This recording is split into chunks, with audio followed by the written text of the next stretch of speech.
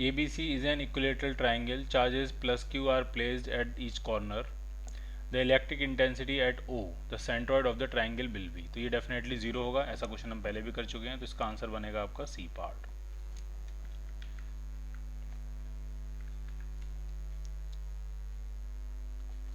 Two point charges plus Q and minus 2Q are fixed on the x axis at a position A and 2A from the origin respectively। ठीक है, draw कर लेते हैं।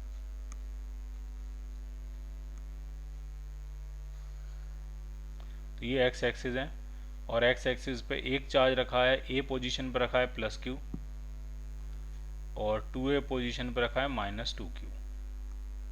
ठीक, ये distance A है और ये वाली Q और माइनस 2Q के बीच की भी डिस्टेंस A होगी, तभी ये ओरिजिन से 2Q की लोकेशन 2A हो जाएगी। ठीक है, अब पूछ रहे हैं at what position on the axis the resultant electric field is zero. कह रहे हैं इन दोनों की वजह से एक्सिस पे किस लोकेशन पे इलेक्ट्रिक फील्ड जीरो होगा। ठीक है, तो पहली बात तो आपको समझनी है, क्या वो इलेक्ट्रिक फील्ड इन दोनों के बीच में कहीं जीरो होगा? बिल्कुल नहीं जीरो होगा, क्योंकि अगर आप बीच में किसी पॉइंट को कंसिडर करोगे तो प्लस की वजह से इलेक्ट्रिक फील्ड होगा इस डायरेक्शन में और माइनस की वजह से भी होगा इसी डायरेक्शन में।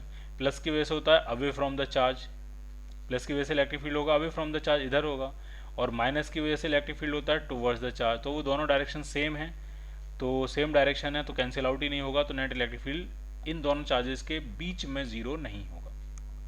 ठीक, क्या यहाँ जीरो होगा? इस पे कहीं इस लोकेशन पे जीरो होगा, जरा चेक करते हैं। तो माइनस की वजह से इलेक्ट्रिक फील्ड होता है टुवर्ड्स द चार्ज, तो वो इस डायरेक्शन में होगा, और इस प्लस की वजह से इलेक्ट्रिक फील्ड होगा अवे फ्रॉम द चार्ज, तो वो इस डायरेक्शन में होगा।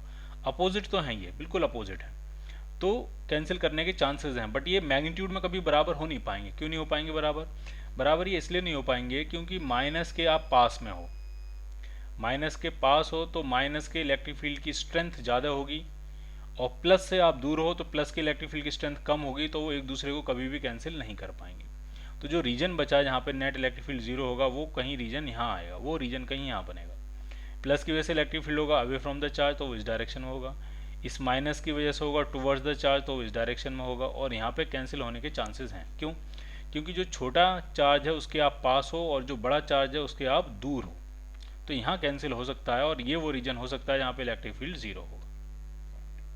क्लियर? तो हमें वो लोकेशन ही फाइंड करनी है। ठीक है, तो कई सारी सिचुएशन है इसमें, समझने वाली बात है। अब आपको ये समझ में आ गया कहाँ जीरो होगा, तो वो जो लोकेशन है वो x इज इक्वल टू ए के लेफ्ट साइड में है। ठीक है, ओरिजिन पे भी हो सकती है, नेगेटिव साइड में भी हो सकती है, पॉजिटिव में भी होगी, तो x इक्वल टू ए तक नहीं आई, ये x इक्वल टू ए से पहले ही पहले होगी। तो अगर हम ऑप्शन चेक करें तो x equal to root 2a नहीं बनेगी, ये तो नहीं बनेगी, प्लस वाली तो नहीं बनेगी। ठीक, प्लस वाली बन भी सकती है, तो a से कम होना चाहिए वो। x इक्वल टू 3a/2 ये भी नहीं बनेगी। अब दो आंसर बचते हैं, एक बचते हैं प्लस माइनस, तो ये प्लस होने की वजह से ये आंसर नहीं बनेगा, तो सिर्फ आंसर क्या बना आपका B part, -√2a। Clear? Hit and trial से हमने कॉमन सेंस लगा सेटल कर लिया कि कहाँ पे वो जीरो होगा, और उससे हमने आंसर्स मैच कर लिए। अब बात आती है कि एग्जैक्ट आंसर कैलकुलेट करने की, तो उसको कैलकुलेट करके भी देख लेते हैं हम।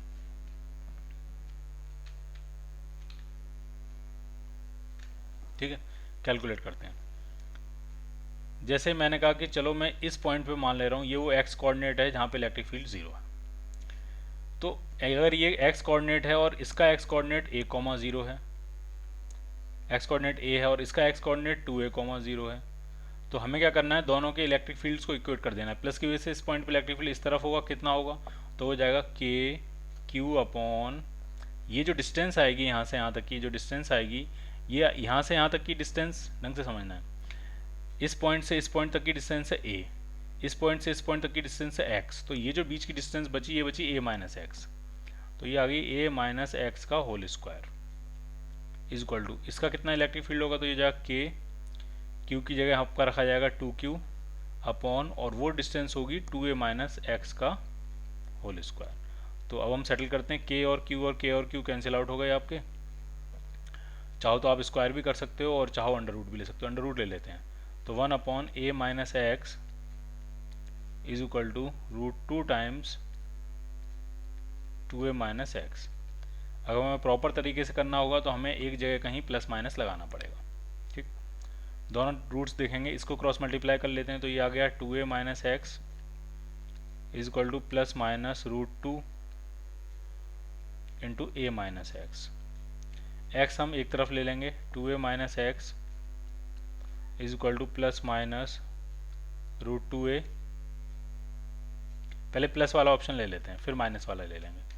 Plus root 2a minus root 2x, इसको इधर ले आते हैं तो ये आपका आ जाएगा रूट 2 माइनस 1x, और इस तरफ कितना आ जाएगा, तो इस तरफ आ जाएगा root 2a minus 2a।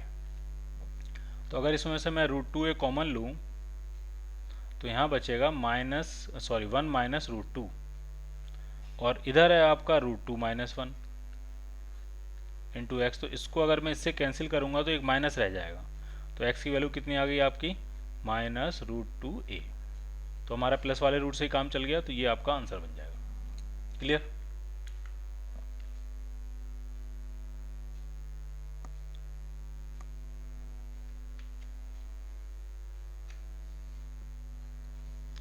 Two point charges q and 2q are placed at some distance apart. If the electric field at the location of q be E, then that at the location of 2q will be। इसको ढंग से समझना है इस question को। आपके पास दो charges हैं, एक चार्ज है आपके पास q और दूसरा चार्ज है आपके पास 2q, ठीक, और कुछ डिस्टेंस होगी इनके बीच में, मान लिया r, ठीक है। अब ये कह रहे हैं कि electric field at the location of Q, Q की लोकेशन पे इलेक्ट्रिक फील्ड ई है। अब क्यू की लोकेशन पे क्यू का तो इलेक्ट्रिक फील्ड होगा नहीं, क्यू की लोकेशन पे जो इलेक्ट्रिक फील्ड होगा वो 2q की वजह से होगा, और जिसकी वैल्यू बता रहे हैं ई। तो अगर मैं यहाँ ड्रॉ करूँ तो क्यू की लोकेशन पे जो इलेक्ट्रिक फील्ड होगा वो इस डायरेक्शन में होगा, और उसकी जो वैल्यू होगी उसकी वैल्यू उन्होंने ई बताई है, तो ई की वैल्यू हो जाएगी k 2q upon R square. Clear? अब आपसे कह रहे हैं कि ये बताओ 2q की लोकेशन पे इलेक्ट्रिक फील्ड कितना होगा। तो 2q की लोकेशन पे 2q की वजह से तो होगा नहीं, तो वो होगा q की वजह से, और वो इस डायरेक्शन में होगा। तो पहली बात, अगर वो इलेक्ट्रिक फील्ड E था तो ये electric field minus of E के कुछ होगा, क्योंकि अपोजिट डायरेक्शन में होगा। और इसकी वैल्यू कितनी होगी, इसका मैग्नीट्यूड कितना होगा, तो वो जाएगा k, और चार्ज इस q की वजह से तो KQ अपॉन आर स्क्वायर। तो ये होगा इलेक्ट्रिक फील्ड। तो मैग्नीट्यूड, एक तो बात समझ में मुझे आ रही है कि आधा हो गया मैग्नीट्यूड, ठीक है। इसमें 2KQ अपॉन आर स्क्वायर था और यहाँ पे सिर्फ KQ अपॉन आर स्क्वायर है, तो मैग्नीट्यूड आधा हो गया। तो आंसर E/2 बन सकता है। लेकिन E जो है वो बोल्ड है, ढंग से देखना, E जो है, E जो लिखा हुआ है ये बोल्ड लिखा हुआ है, इसका मतलब वेक्टर है। तो वेक्टर है तो यहाँ पे होना चाहिए -E/2। माइनस क्यों लगाया मैंने, क्योंकि डायरेक्शन भी अपोजिट है। और ये मैं इसलिए और लगा रहा हूँ क्योंकि एक आंसर इसमें नन ऑफ दीज भी दिया हुआ है। अगर नन ऑफ दीज कोई आंसर नहीं दिया होता तो मजबूरी में मैंने बी पार्ट आंसर टिक कर दिया होता, लेकिन नन ऑफ दीज दिया आंसर तो मैं वो माइनस भी कंसीडर करूंगा, तो आंसर क्या बनेगा आपका, डी पार्ट। या तो क्वेश्चन में वोल्ड नहीं बनाया होता, लाइट बनाया होता, ठीक है, और या फिर लिखा होता कि मैग्नीट्यूड है, ठीक है, या फिर नन ऑफ दीज नहीं दिया होता, ठीक है, तो मैं आंसर क्या मार देता, बी पार्ट। लेकिन यहाँ नन ऑफ दीज दिया तो आंसर क्या बनेगा हमारा, डी पार्ट। एग्जैक्ट हमारा आंसर आ रहा है -E/2। क्लियर?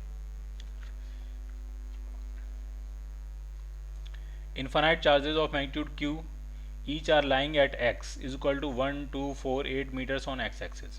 ठीक है, इन्फाइनाइट चार्जेस हैं, ठीक है, और हर किसी का मैग्नीट्यूड q है और वो x एक्सिस पे लाई कर रहे हैं 1 मीटर पे, 2 मीटर पे, 4 मीटर पे, 8 मीटर पे।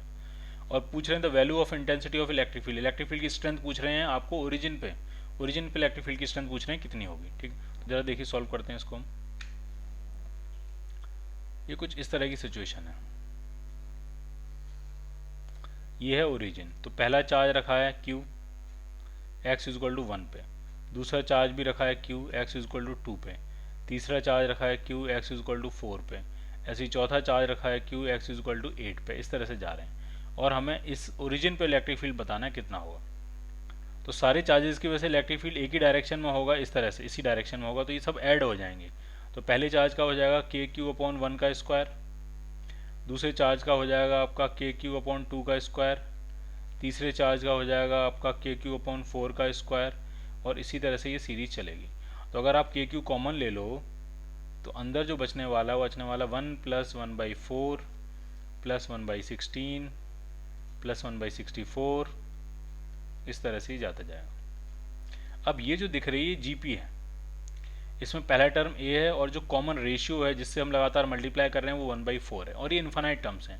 इन्फाइनाइट टर्म्स का सम होता है A/1 - R, तो A/2 1 माइनस आर, ये इनका सम हो जाएगा, इंटू के क्यू। के की वैल्यू कितनी होगी, तो के होगा 9 इंटू 10⁹9, क्यू को क्यू रहने देते हैं, और ये आपका आ जाएगा 1 माइनस 1/4, तो नीचे आया 3/4, तो 4 ऊपर 3 नीचे, 4 ऊपर 3 नीचे, 3 से कैंसिल करेंगे 3 टाइम्स, तो ये आपका आ गया 12 into 10⁹9 into Q, 12 into 10⁹9 into Q, Newton पर कूलम, ये होगा इलेक्ट्रिक फील्ड की स्ट्रेंथ, ए पार्ट। क्लियर?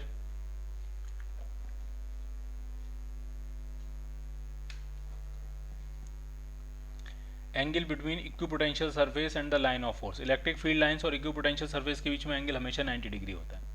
अगर किसी रीजन में यूनिफॉर्म इलेक्ट्रिक फील्ड है, मान लिया ऐसे इलेक्ट्रिक फील्ड है, तो उसकी जो इक्विपोटेंशियल सरफेसेज होंगी वो इस तरह से बनेंगी, ये इसकी इक्विपोटेंशियल सरफेस होंगी इस तरह से, ठीक। तो इलेक्ट्रिक फील्ड लाइंस और इक्विपोटेंशियल सरफेस में हमेशा एंगल कितना होता है, 90 degree. So your answer is C part.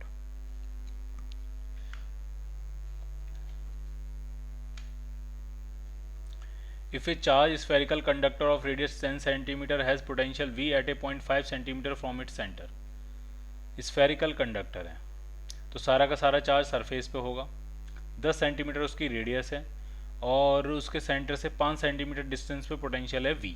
तो पूछ रहे हैं 15 सेंटीमीटर डिस्टेंस पे पोटेंशियल कितना होगा, ये आपको बताना है। तो समझिए जरा इसको ढंग से। मान लिया इस पे Q चार्ज है और इसकी रेडियस है 10 सेंटीमीटर और कंडक्टर है, तो सारा का सारा चार्ज कहाँ होगा, इसकी सरफेस पे होगा। क्लियर? और कह रहे हैं सेंटर से 5 सेंटीमीटर डिस्टेंस पे पोटेंशियल V है। तो अगर स्फीयर है, कंडक्टिंग स्फीयर है, तो कंडक्टिंग स्फीयर के अंदर इलेक्ट्रिक फील्ड तो जीरो होता है, तो अंदर किसी भी पॉइंट का पोटेंशियल, ढंग से समझना, अंदर किसी भी पॉइंट का पोटेंशियल वही होता है जो कि उसकी सरफेस का होता है। तो ये जो V पोटेंशियल है ये अंदर किसी भी पॉइंट का होगा तो वो वही होगा जो कि इसकी सरफेस का होगा। तो अगर V लिखूँ मैं, V कितना होगा, तो V हो जाएगा आपका KQ/R, R है 10 सेंटीमीटर यानी 0.1, तो ये बन गई पहली इक्वेशन। और दूसरे केस में आपसे पूछ रहे हैं कि सेंटर से 15 सेंटीमीटर दूर पोटेंशियल क्या होगा, 15 सेंटीमीटर दूर। तो मान लिया वो पोटेंशियल हमने मान लिया V डैश है, तो V डैश की वैल्यू कितनी हो जाएगी, तो वो आ जाएगी KQ/15 सेंटीमीटर का मतलब 0.15, ये आपको निकालना है। सेकेंड इक्वेशन, दोनों को डिवाइड कर देते हैं, तो V डैश/V जो आपका आएगा वो आपका आ जाएगा 0.1/0.15, पॉइंट हटाएंगे तो ये हो जाएगा 10, तो ये बन गया 2 और ये हो गया 3, तो V डैश जो आपका आया वो आया 2/3V। So your answer is B part. Clear?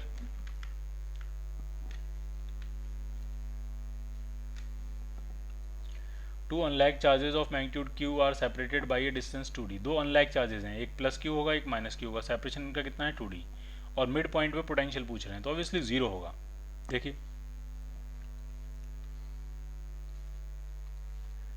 Unlike charges, तो एक है प्लस Q और एक चार्ज है माइनस Q, और सेंटर का पोटेंशियल पूछ रहे हैं। मान लिया ये डिस्टेंस 2D डिस्टेंस दी है, तो ये डिस्टेंस भी डी, ये डिस्टेंस भी डी। तो इस पॉइंट का जो पोटेंशियल होगा, पोटेंशियल एक स्केलर क्वांटिटी है, पॉजिटिव चार्ज का पोटेंशियल पॉजिटिव होता है, नेगेटिव चार्ज का पोटेंशियल नेगेटिव होता है। तो पॉजिटिव चार्ज का पोटेंशियल कितना होगा, तो हो जाएगा प्लस KQ/D, और नेगेटिव चार्ज का पोटेंशियल कितना होगा, तो ये नेगेटिव चार्ज है तो इसका माइनस होगा, माइनस KQ/D। स्केलर क्वांटिटी है, इसमें डायरेक्शन का कोई चक्कर नहीं है, तो ये दोनों आपस में कैंसिल आउट हो गए, तो सेंट्रल पॉइंट का नेट पोटेंशियल कितना हो जाएगा, 0। ए पार्ट।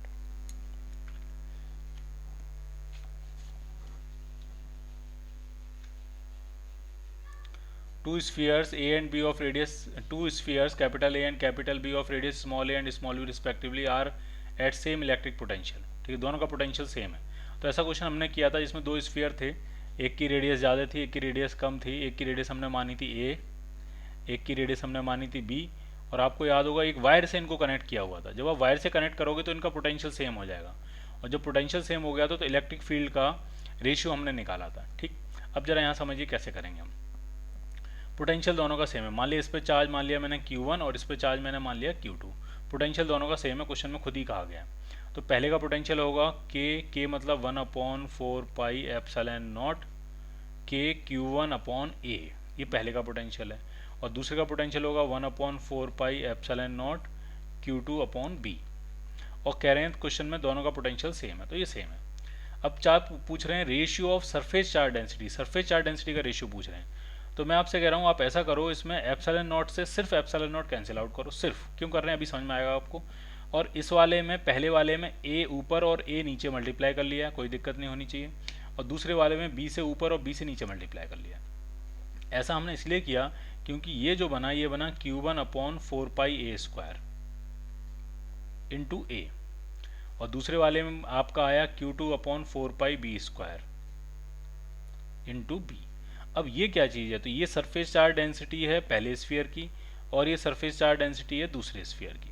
तो इसको आप कह सकते हो sigma a into a is equal to ये है सिग्मा b इंटू b। तो इनका रेशियो पूछा गया आपसे, सिग्मा a/सिग्मा b का रेशियो पूछा गया है, तो ये आपका आ जाएगा b/a। So your answer is b part.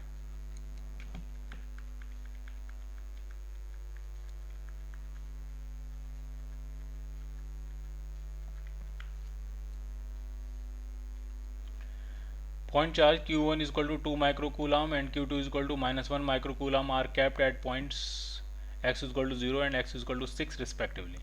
Electric potential will be 0 at points. Electric potential कहाँ कहाँ का 0 होगा ये आपसे पूछ रहे हैं।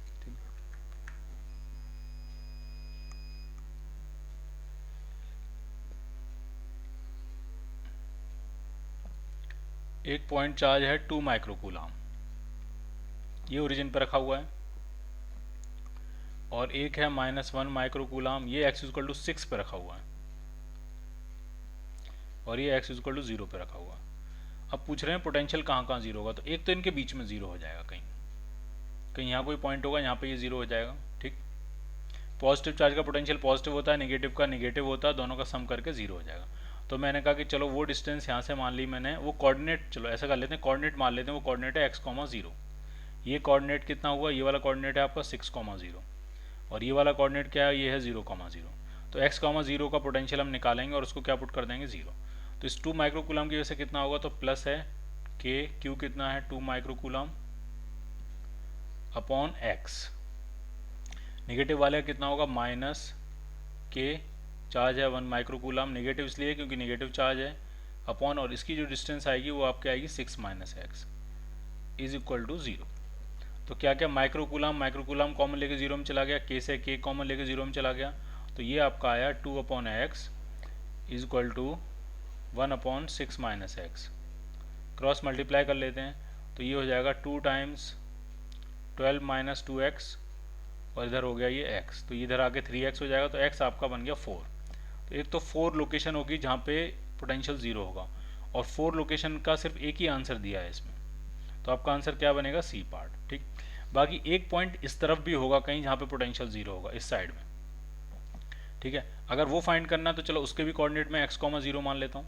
ठीक है, और इसका पोटेंशियल निकालेंगे और इसको 0 पुट करेंगे। ठीक है, तो पॉजिटिव चार्ज का पोटेंशियल कितना हो जाएगा, तो वही होगा k, q कितना है 2 microcoulomb upon x। Negative charge का पोटेंशियल कितना होगा, नेगेटिव होगा -k, q कितना है 1 माइक्रोकूलम, और डिस्टेंस उसकी बनेगी x - 6, और आप इसको सॉल्व करोगे तो आपको x 12 पता लग जाएगा। इज इक्वल टू 0 पुट करके इसको सॉल्व करोगे तो x कितना आ जाएगा 12। तो ये दोनों आंसर मिलेंगे आपको। ठीक, 2 पॉइंट्स होंगे जहाँ पे पोटेंशियल क्या होगा, 0 होगा।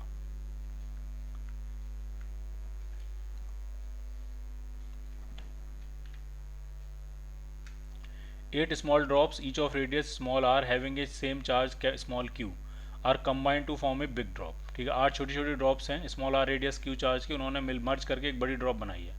तो ratio of the potential of the bigger drop to the smaller drop, smaller drop का पोटेंशियल कितना होगा, तो वो सिंपली KQ/R होगा। ठीक, स्मॉलर ड्रॉप का। अगर बिगर ड्रॉप का कितना होगा, तो 8 ड्रॉप मिलकर एक बड़ी ड्रॉप बनाई है, तो सबसे पहले हम ये निकालेंगे बड़ी ड्रॉप पे चार्ज कितना हो जाएगा। तो 8 ड्रॉप का जो टोटल चार्ज होगा वो बड़ी ड्रॉप पे चार्ज होगा, तो वो हो जाएगा 8 स्मॉल q। अब हम निकालेंगे बड़ी ड्रॉप की रेडियस कितनी होगी, कैपिटल R, तो ये निकलेगा वॉल्यूम कंजर्वेशन से। 8 ड्रॉप्स का जो टोटल वॉल्यूम होगा वो एक बड़ी ड्रॉप के वॉल्यूम के बराबर होगा। Volume conservation 8 × 4/3 pi small r cube, ये 8 ड्रॉप्स का टोटल वॉल्यूम हो गया, और यही वॉल्यूम होगा बड़ी ड्रॉप का 4/3 पाई कैपिटल R क्यूब। तो 4/3 पाई से 4/3 पाई कैंसिल आउट हो जाएगा, दोनों तरफ क्यूब रूट ले लेते हैं, तो 2 times small R is equal to capital R. Clear. अब तो बड़ी वाली ड्रॉप का, बिग ड्रॉप का जो पोटेंशियल होगा वो हो जाएगा के, चार्ज कितना है उस पर 8Q, और रेडियस जो है वो 2R के बराबर है, तो ये आपका आ जाएगा 4 टाइम्स KQ/R। तो यहाँ से साफ पता लग रहा है बड़ी ड्रॉप का जो पोटेंशियल है वो 4 टाइम्स है स्मॉलर ड्रॉप के पोटेंशियल के। So your answer is 4:1, B part.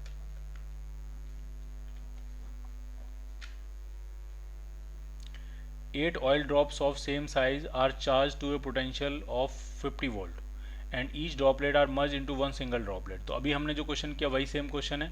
जो बड़ी ड्रॉप बनती है उसका पोटेंशियल जो होता है वो कितने गुना हो गया था, वो 4 गुना हो गया था।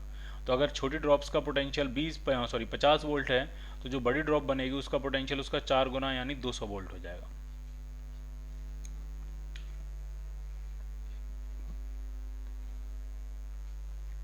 Electric potential at A point x from the centre inside a conducting sphere of radius r। अब समझिए जरा, इसमें कंडक्टिंग स्फीयर है और उसके अंदर की बात कर रहे हैं, इनसाइड। तो इनसाइड किसी पॉइंट का पोटेंशियल वही होता है जो कि उसकी सरफेस का होता है, और सरफेस का पोटेंशियल होगा KQ/R। तो इसका आंसर क्या बनेगा आपका, बी पार्ट।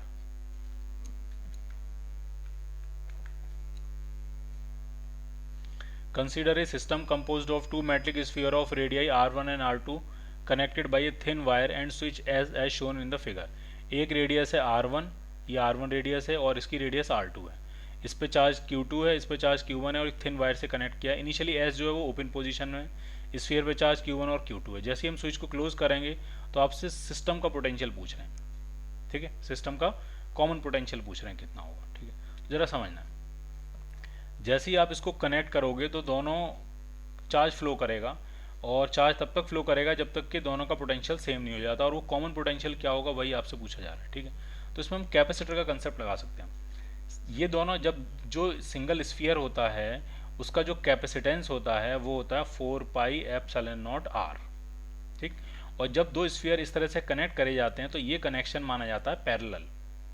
स्फीयर के केस में ये कनेक्शन माना जाता है पैरेलल, ठीक है। क्योंकि पैरेलल इसलिए माना जा रहा है क्योंकि दोनों में चार्ज तब तक फ्लो करेगा जब तक कि पोटेंशियल सेम नहीं हो जाता, और पोटेंशियल सेम होना जो प्रॉपर्टी होती है वो पैरेलल कनेक्शन की होती है, तो ये दोनों पैरेलल माने जाएंगे।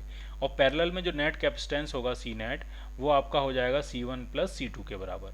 और नेट चार्ज जो होगा, नेट चार्ज सिस्टम का पूछा जाएगा तो वो आपका Q1 + Q2 के बराबर ही होगा। तो जो कॉमन पोटेंशियल आएगा, नेट पोटेंशियल या कॉमन पोटेंशियल आएगा तो वो Q net by C net आएगा। Q = CV होता है, तो V = बनेगा Q/C, Q net by C net. तो वही कंसेप्ट इसमें लगाएंगे। Q नेट जो आपका आएगा वो आपका आएगा Q1 + Q2, और सी नेट जो होगा वो C1 + C2 होगा, और C1 + C2 आपका बनेगा 4πε0 R1 + 4πε0 R2। तो ये आएगा R1 + R2। तो ये क्या आंसर बना आपका आंसर बना बी पार्ट। क्लियर। इसमें बहुत सारी कैलकुलेशन सेव हो गई अगर आप इस कंसेप्ट से करोगे इसको। तो two equal positive charges are kept at points A and B. The electric potential at the points between A and B excluding these points is studied while moving from A to B. Potential के बारे में बात कर रहे हैं, तो यहाँ समझिए जरा ढंग से। दो इक्वल पॉजिटिव चार्ज हैं, ठीक, इसको भी Q कह देते हैं, इसको भी Q कह देते हैं, ठीक। और इसके बीच में हमें पोटेंशियल का वेरिएशन देखना है। तो जरा समझने वाली बात इसमें यह है कि जब आप इस चार्ज के बहुत ही पास होगे तो इस चार्ज की वजह से ही इस पॉइंट का पोटेंशियल इन्फाइनाइट अप्रोच कर रहा होगा। पोटेंशियल का फॉर्मूला होता है KQ/R। अब R अगर 0 की तरफ अप्रोच करेगा तो पोटेंशियल इन्फाइनाइट की तरफ अप्रोच करेगा। मैं लिख के बता देता हूँ आपको। पॉइंट चार्ज की वजह से जो पोटेंशियल होता है वो होता है KQ/R, ठीक। और R अगर आपका 0 अप्रोच करेगा तो पोटेंशियल कहाँ अप्रोच करेगा, इन्फाइनाइट। तो इसके जब आप बहुत क्लोज होगे तो पोटेंशियल होगा इन्फाइनाइट, ठीक है। इसका भी कुछ होगा इस पॉइंट पे पोटेंशियल, बट इसी का पोटेंशियल इन्फाइनाइट हो गया तो नेट पोटेंशियल क्या बनेगा, इन्फाइनाइट।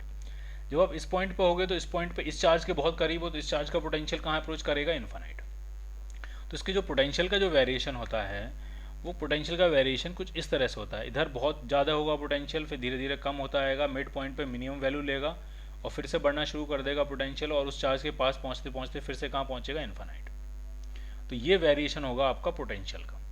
तो मिड पॉइंट पे पोटेंशियल जो होगा वो मिनिमम होगा और उसकी वैल्यू क्या होगी, KQ/, अगर डिस्टेंस मान लिया R है तो ये डिस्टेंस R/2 और ये डिस्टेंस भी R/2, तो K Q by R by two एक का और दूसरे का भी K Q by R by two, तो ये नेट पोटेंशियल बनेगा मिड पॉइंट पे और ये मिनिमम पोटेंशियल होगा।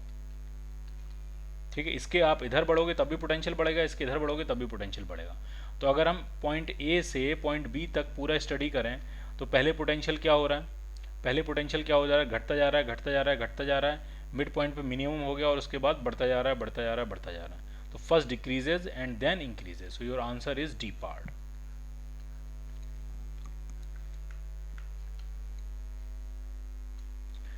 A uniform electric field having a magnitude E naught and the direction along the positive x axis exists। एक यूनिफॉर्म इलेक्ट्रिक फील्ड है, magnitude उसका E naught है और डायरेक्शन पॉजिटिव x एक्सिस में। ठीक, तो अगर हम ड्रॉ करें तो ये कुछ इस तरह से होगी। ये है यूनिफॉर्म इलेक्ट्रिक फील्ड, मैग्नीट्यूड कितना है इसका E naught और पॉजिटिव x एक्सिस में इसकी डायरेक्शन। ठीक है, if the potential V is zero at x equal to zero, x equal to zero मान लिया यहाँ पे कोई पॉइंट है, ये x इक्वल टू जीरो है, इसका पोटेंशियल जो है, इसका पॉइंट हम O मान लेते हैं, इसका पोटेंशियल जो है वो जीरो है। और कहीं x equal to plus x, कोई दूसरा पॉइंट है, x equal to plus x और यहाँ का पोटेंशियल आपसे पूछा गया है कि यह इस पॉइंट का Vx पॉइंट का पोटेंशियल क्या होगा। तो सबसे पहले इंपॉर्टेंट बात इसमें यह है कि जैसे आप इधर बढ़ जाओगे इलेक्ट्रिक फील्ड की डायरेक्शन में जब हम जाते हैं तो पोटेंशियल कम होता जाता है। ठीक है, इलेक्ट्रिक फील्ड की डायरेक्शन होती है हायर पोटेंशियल से लोअर पोटेंशियल, तो ये वाला रीजन होगा हायर पोटेंशियल, ये वाला रीजन होगा लोअर पोटेंशियल। और अगर यहाँ पे अगर पोटेंशियल जीरो है तो इसके आगे वाले सभी पॉइंट्स का पोटेंशियल नेगेटिव होगा। तो पहली बात तो ना ए आंसर बनेगा ना सी आंसर बनेगा, आंसर या तो बी बनेगा या आंसर डी बनेगा। ठीक, क्योंकि पोटेंशियल कैसा होगा, नेगेटिव पोटेंशियल होगा। ठीक, अब तरीका क्या होता है, यूनिफॉर्म इलेक्ट्रिक फील्ड हो तो फाइनल पॉइंट का पोटेंशियल माइनस इनिशियल पॉइंट का जो पोटेंशियल होता है वो होता है माइनस ई डॉट आर या डी, जो भी वेक्टर बनेगा आपको, पोजीशन वेक्टर। ठीक, फाइनल पॉइंट मैं इसको मान लेता हूँ, ये फाइनल पॉइंट है, इसको मैं कह देता हूँ ये इनिशियल पॉइंट है। फाइनल पॉइंट का पोटेंशियल आपको निकालना है, माइनस इनिशियल पॉइंट का पोटेंशियल क्या है, जीरो, इक्वल टू माइनस ई जो वेक्टर है वो भी एक्स डायरेक्शन में, तो वो है ई नॉट आई कैप, और जो डिस्प्लेसमेंट वेक्टर है डॉट, तो वो एक्स आई कैप हो जाएगा, ओरिजिन से एक्स डिस्टेंस पे एक्स आई कैप, तो ये आपका आया minus E naught X. So your answer is B part. D answer वैसे भी गलत होगा क्योंकि इलेक्ट्रिक फील्ड में डिस्टेंस की एक टर्म से मल्टीप्लाई करते हैं तब पोटेंशियल की डायमेंशन आती है। इलेक्ट्रिक फील्ड में अगर आप डिस्टेंस के स्क्वायर से मल्टीप्लाई कर दोगे, इलेक्ट्रिक फील्ड में अगर आप डिस्टेंस के स्क्वायर से मल्टीप्लाई करोगे तो वो जो डायमेंशन होगी वो पोटेंशियल की डायमेंशन नहीं होगी। तो डी आंसर वैसे भी नहीं होगा इसका आंसर क्या बनेगा, B part. A charge of 5 coulomb experience a force of 5000 Newton when it is kept in a uniform electric field. What is the potential difference between 2 points separated by a distance 1 centimetre. तो सबसे पहले हमें charge दिया, हमें force दिया, तो electric field निकाल लेंगे, और जब आपको इलेक्ट्रिक फील्ड मिल जाएगा और डिस्टेंस आपको पता है तो आप पोटेंशियल डिफरेंस फाइंड कर लोगे। ठीक, सेटल करते हैं। Force F is equal to होता है क्यू ई, तो यहाँ से इलेक्ट्रिक फील्ड निकालते हैं। इलेक्ट्रिक फील्ड आपका आ जाएगा F अपॉन क्यू। फोर्स कितना लगा, 5000 न्यूटन, और चार्ज कितना है, 5 कूलाम, तो ये आपका आया 1000 न्यूटन पर कूलाम हुआ इलेक्ट्रिक फील्ड। पोटेंशियल डिफरेंस निकलना है तो फाइनल पॉइंट का पोटेंशियल माइनस इनिशियल पॉइंट का potential is equal to minus E dot are,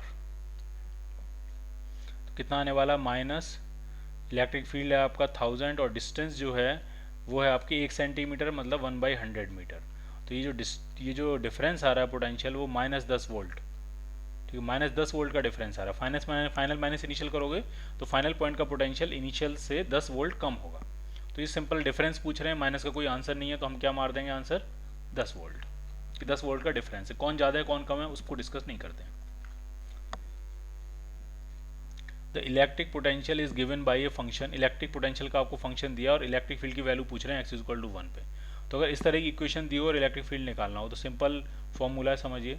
electric field निकालने का तरीका ये है, ये तो सिर्फ वन डायमेंशनल है, तो वन डायमेंशनल केस में सिंपल रखते हैं minus D V by D X I cap.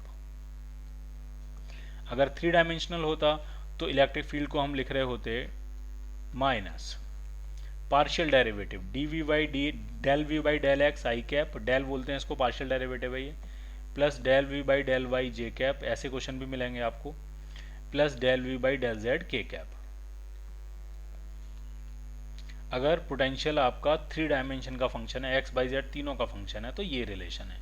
सिर्फ 1D का फंक्शन है तो ये रिलेशन, तो डिफ्रेंशिएट करते हैं, माइनस लगा देते हैं, आंसर आ जाएगा। तो 5x² का डेरिवेटिव 10x और 10x का डेरिवेटिव प्लस 10 और 9 का डेरिवेटिव 0, तो ये आपका आंसर बन गया।